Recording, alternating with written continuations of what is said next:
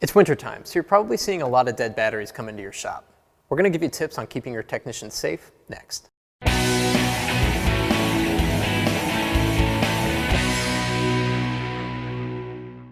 Hi, my name is David Sickels with Tire Review.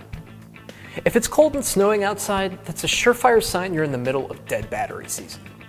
Arguably more than any other maintenance category this time of year, being proactive about taking care of your customers with dying or dead batteries is essential to retaining customers and beefing up your bottom line. Because your shop is likely going to be handling quite a few of these for the foreseeable future, we put together our top 3 winter battery service safety tips.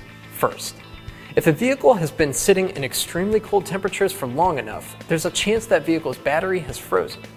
In this case, don't try to revive that frozen battery. Never try to jumpstart or recharge a battery that is frozen, as it's actually more likely to explode in these cases.